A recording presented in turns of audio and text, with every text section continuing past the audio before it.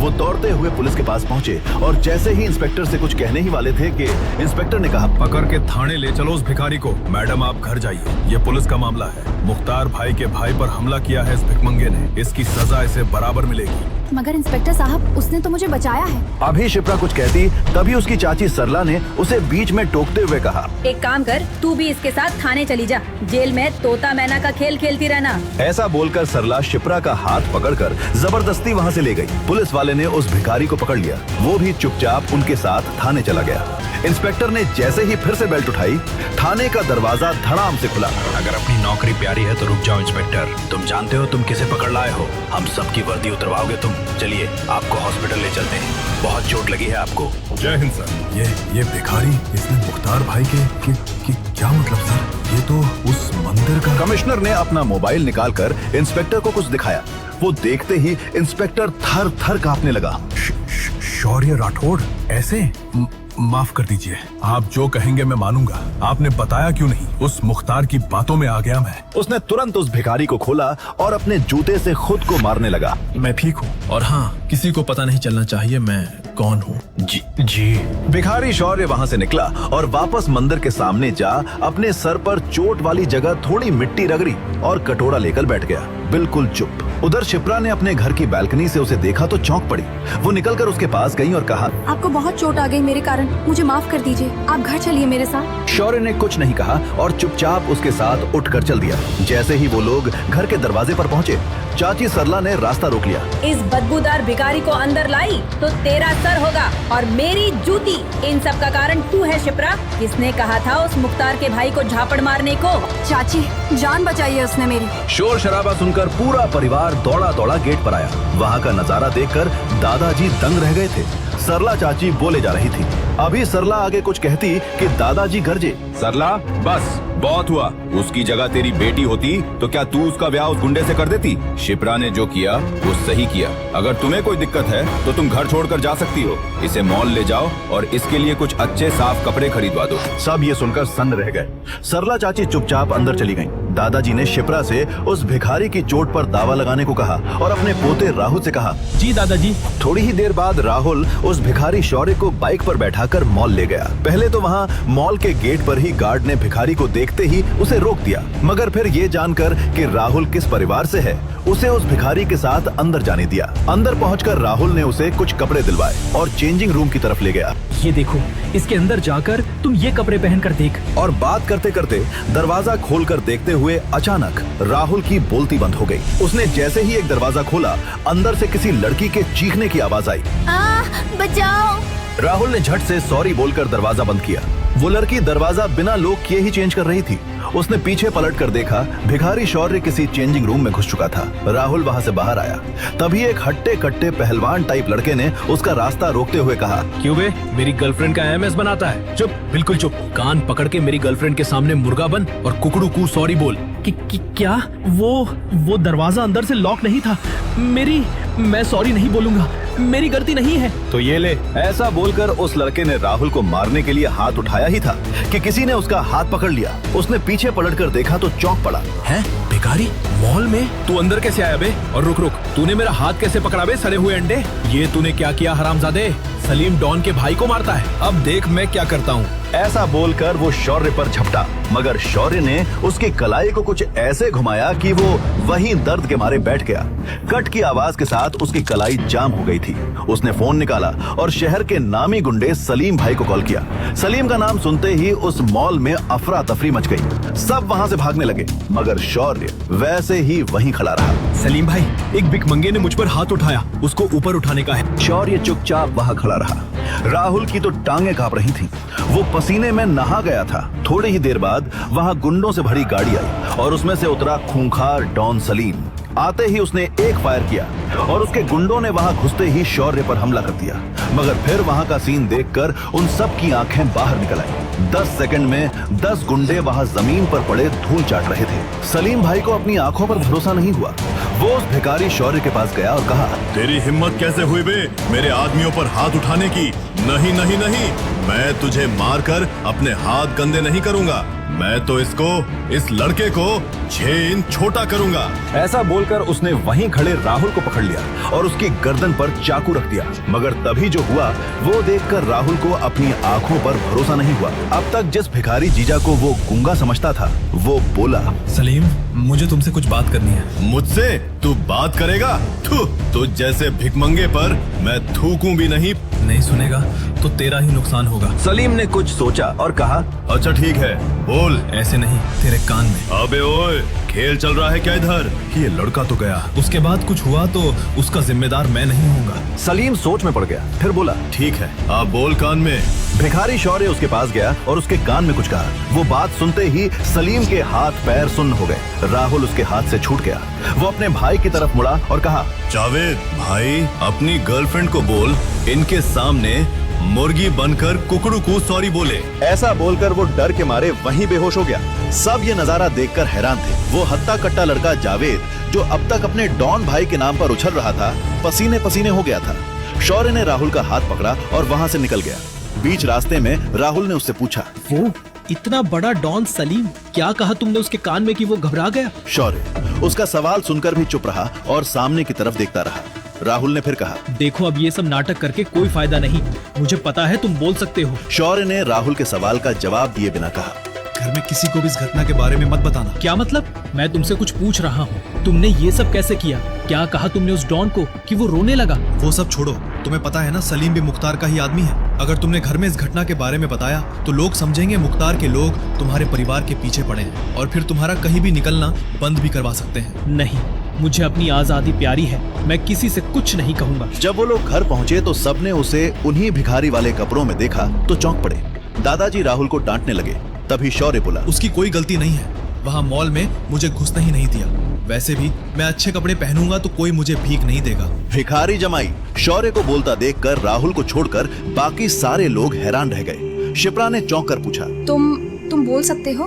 तो तुम शादी के दिन गूंगे क्यों बने हुए थे? वो मुख्तार के सामने आप जैसे बड़े लोग कुछ नहीं पा रहे थे, तो मैं तो एक भिखारी हूँ। अचानक मेरे साथ जो हुआ उससे मेरा दिमाग सुन पड़ गया था। उसकी ये बात सबको सही लगी।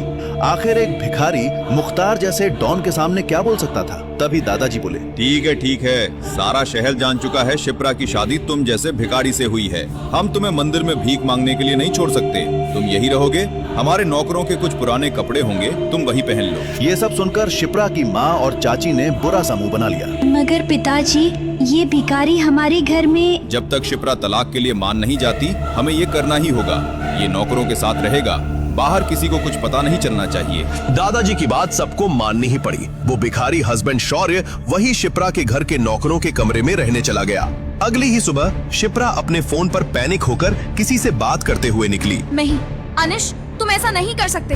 तुम्हारे मॉल में सबसे ज्यादा बिक्री मेरे ही ब्रांड के कपड़ों का है। तुम मेरे ब्रांड को वहाँ से हटा कैसे सकते हो? उधर से अनिश नाम के उस बिजनेसमैन ने कुछ ऐसा कहा जिसे सुनकर शिप्रा और तमतमा गई और कहा, ठीक है, मैं वहीं आकर तुमसे बात करती हूँ। ऐसा बोलकर शिप्रा गुस्से में घर से A to Z मॉल के लिए निकल गई। A to Z mall Rajasthan का सबसे बड़ा मॉल था और शिप्रा की क्लोथ कलेक्शन की सेल का सबसे बड़ा हिस्सा वहीं से आता था। वहाँ के मालिक अनिश ने अचानक शिप्रा के ब्रांड को अपने मॉल में बैन कर दिया था और उसके ब्रांड के सारे कपड़े वहाँ से हटा दिए। शिप्रा जब गुस्से में वहाँ पहुँची तो अनिश अपने कैबिन में चिल कर रहा था। अंदर घुसते ही शिप्रा उस पर चीखने लगी, मगर अनिश को इन सब से कोई फर्क नहीं पड़ा। उसने एक कुटिल मुस्कान देते हुए कहा, एक लड़की जिसका हस्बैंड रास्ते का भिखारी हो, उसका ब्रांड हमारे मॉल में होने से बहुत ही बदनामी हो रही थी। वो ब्रांड हमारे स्टैंडर्ड को गिरा रहा था। ये सुनकर शिप्रा जितना चौंकी उतना ही और गुस्से में भी आ गई। सारे शहर को पता चल चुका था बलवंत राय की पोती की शादी एक भिखारी से करवा दी गई थी। वो गुस्से में बोली, मेरी प्राइवेट लाइफ से मेरे ब्रांड का क्या लेना देना? मेरा ब्रांड इतना पॉपुलर है, कपड़े इतने अच्छे हैं कि मार्केट में आते ही खत्म हो जाते हैं। तुम उसे ऐसे किसी बेकार के कारण से यहाँ से नहीं हटा सकते। आखिर तुम चाहते क्या हो? अनीश ने ऊपर से नीचे तक शिप्रा को गंदी नजरों से देखा और कहा, वैसे एक रास्ता है। कौन सा रास्ता? वो रास्ता मेरे बेडरूम से होकर जाता है। ये सुनते ही शिप्रा सर से पांव तक कांप उठी। वो तमतमाते हुए आगे बढ़ी और अनीश को एक जोर का झापड़ लगाया। अनीश गुस्से में आ गया मगर मुस्कुराते हुए कहा, अरे जाने मन, सिर्फ तुम्हारे ब्रांड को जरा ही नहीं बल्कि इसके बदले मैं तुम्हें पैसे भी दूंगा। ऐसा बोलकर अनीश ने अपनी जेब से 1 रुपए का सिक्का सिक्का निकाला और शिप्रा की तरफ फेंक दिया। एक भिखारी की बीवी के लिए 1 रुपया तो काफी होगा। शिप्रा गुस्से और शर्म के मारे वहाँ से निकल गई। वो घर पहुँची तो देखा उसकी माँ उस भिखारी दामाद से पोंछा लगवा रही थी। उस भिखारी को अपने सामने देखकर उसका गुस्सा और बढ़ गया। शिप्रा की माँ ने जब उसे इतने गुस्से में देखा तो पूछा, क्या हुआ शिप्रा बेटा, क्या कहा उस अनीश ने? शिप्रा ने अपनी माँ को सारी बात बताई। ये सुनकर उसकी माँ ने गुस्से में उस भिखारी दामाद को लात मारते हुए कहा, सब इस भिखमंगे की वजह से हुआ है, भाग यहाँ से, राहु केतु की औलाद। शिप्रा का भिखारी पति वहाँ से उठकर चुपचाप चला गया। अपने कमरे में जाकर उसने राय मेंशन के बूढ़े नौकर से उसका फोन मांगा और कहीं कॉल किया। थोड़ी ही देर बाद शिप्रा का फोन बजा। उसने देखा ये अनीश का फोन है। अनीश का फोन? इसकी मैं अभी बंद बजती हूँ। हेलो। मगर उधर से अनीश जो बोला वो सुनकर शिप्रा को अपने कानों पर विश्वास नहीं हुआ। अनीश रो रहा था और बोल रहा था, शिप्रा, मुझे माफ कर दो, मैं बर्बाद हो गया, सड़क पर आ गया मैं। क्या किया तुमने मेरे साथ? शिप्रा कुछ समझ नहीं पा रही थी। अनीश ये सब क्या बोल रहा है? अभी वो कुछ बोलती उसके पहले ही शिप्रा को फोन पर अनीश की पिटाई की आवाज सुनाई दी और फिर फोन कट गया। उसने जल्दी से टीवी ऑन करके न्यूज लगाया। उसमें ब्रेकिंग न्यूज देखकर वो चौंक पड़ी। Breaking news! आज अचानक राजस्थान के सबसे बड़े मॉल A to Z के शेयर्स 0 रुपए पर आ गए और अगले 2 सेकंड में ही ऑल्को बिग बुल मॉल्स लिमिटेड ने उसे सिर्फ 1 रुपए में खरीद लिया। अरबपति बिजनेसमैन अनीश 2 सेकंड में बना भिखारी। बिग बुल दुनिया की सबसे बड़ी फैशन डिजाइनिंग और मॉल की कंपनीज में से एक थी। इंग्लैंड, जर्मनी, स्विट्जरलैंड, पेरिस जैसे बड़े बड़े देशों में वो पॉपुलर ब्रांड था। शिप्रा ये न्यूज सुनकर समझ गई कि ये पूरा कांड बिग बुल द्वारा जानबूझकर करवाया गया है। मगर बिग बुल ने ऐसा क्यों किया? आखिर अनीश शिप्रा से फोन करके माफी क्यों मांग रहा था? वो समझ नहीं पा रही थी इन सब के पीछे कौन था। अभी वो इन सब सोच में पड़ी थी कि तभी उसका फोन फिर बजा। कोई अननोन नंबर था। उसने फोन उठाया। हेलो। उधर से कॉल करने वाले की बात सुनकर शिप्रा बेहोश होते होते बची।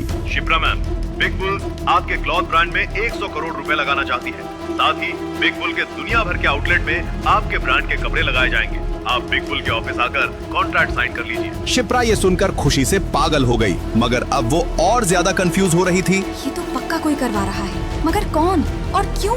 और अनीश के कैबिन में जो हुआ वो तो मैंने सिर्फ मॉम को बताया, तो ये सब किसे और कैसे पता चला? तभी शिप्रा कुछ सोचकर चौंक पड़ी। वो भिखारी? जब मैं मॉम को सारी बात बता रही थी तब तो उस वक्त वहाँ सिर्फ वही था।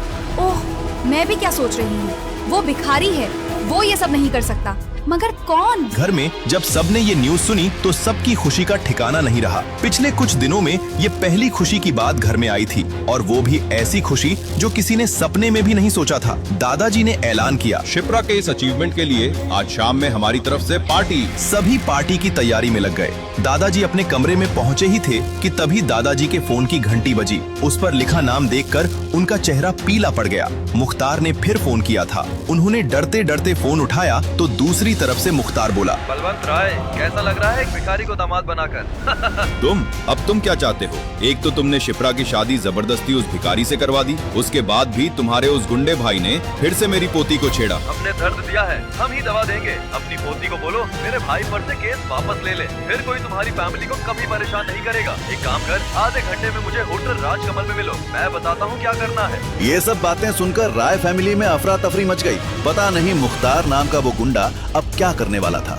दादाजी होटल राजकमल जाने की तैयारी करने लगे। शिप्रा ने कहा, दादाजी मैं भी चलती हूँ आपके साथ। नहीं, पता नहीं वो क्या कर बैठे। सिर्फ मैं और तुम्हारे पापा जाएंगे वहाँ। अगर हमें 2 घंटे से ज्यादा लगा तो तुम पुलिस को फोन कर देना। ठीक है दादाजी। दादाजी और शिप्रा के पापा तैयार होकर बाहर निकले तो पता चला ड्राइवर छुट्टी पर है। शौर्य भी अब तक नहाकर नौकरों के कपड़े पहनकर वहाँ आ चुका था। दादाजी ने शौर्य से पूछा, तुम्हें ड्राइविंग आती है? हाँ, चलिए मैं ही आपको ले चलता हूँ। भिखारियों जैसी दाढ़ी में नौकरों के कपड़े जो कि शौर्य को ठीक भी नहीं आ रहे थे, पहनकर वो दादाजी का ड्राइवर बनकर गाड़ी को होटल राजकमल ले गया। दादाजी और शिप्रा के पापा जल्दी से अंदर चले गए और शौर्य वहीं पार्किंग में बैठा रहा। राजकमल होटल राजस्थान के सबसे बड़े होटल्स में था। वहाँ आने वाले लोगों के ड्राइवर भी महंगे कपड़े पहनते थे। वहाँ बलवंत राय के ड्राइवर को ऐसी हालत में देखकर सब उन पर हंस रहे थे। उधर जब शिप्रा के दादाजी बलवंत राय और शिप्रा के पापा अंदर पहुँचे तो मुख्तार ने उनसे कहा, मैंने गुस्से में आकर उस भिखारी से आपकी पोती की शादी करवा दी। इस बात से मेरा भाई नाराज है। अगर उससे आपकी पोती की दोबारा शादी करवा दी जाए तो वो शांत बैठ सकता है। क्या? मगर शिप्रा उस भिखारी को तलाक देने को तैयार नहीं है। तो फिर मेरा भाई आपकी फैमिली के साथ क्या करेगा उस पर मेरा कोई जोर नहीं। क्या? तो बोलो क्या करना होगा?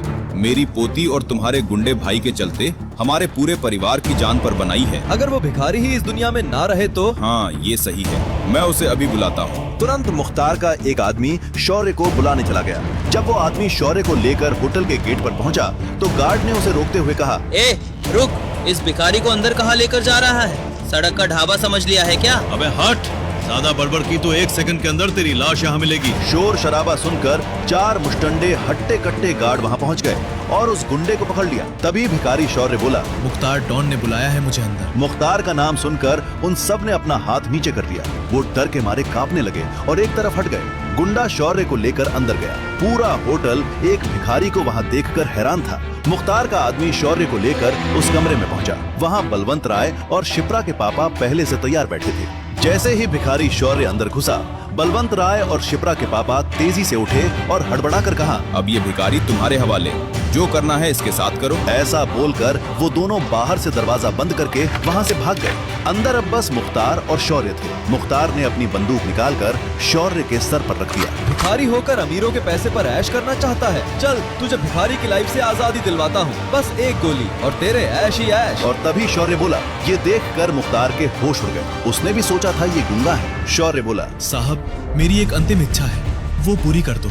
मुझे बस एक फोन करने दो। अच्छा, तेरे पास भी फोन करने के लिए रिश्तेदार हैं? सही है भाई, चल कर ले अपनी अंतिम इच्छा पूरी। ऐसा बोलकर मुख्तार ने अपना फोन भिखारी शौर्य को दे दिया। शौर्य ने फोन लिया और एक नंबर डायल किया और बस एक मिस कॉल देकर फोन कट कर दिया। मुख्तार ये देखकर हंसने लगा। अबे ये तुझ जैसे भिखमंगे का फोन नहीं है कि मिस कॉल दे। मुख्तार डॉन का फोन है, मुख्तार डॉन का। कर ले बात, तेरे पास बस 1 मिनट है। अभी मुख्तार डॉन अपनी बात भी पूरी नहीं कर पाया था कि तभी वहाँ आसमान में हेलीकॉप्टर्स की आवाज गूंजने लगी। होटल के सामने धुल का गुबार छा गया। मुख्तार चौंक पड़ा। हेलीकॉप्टर्स! ये किसने बुलाया? ए भिखारी, किसे मिस कॉल दिया था तूने? कौन है तू?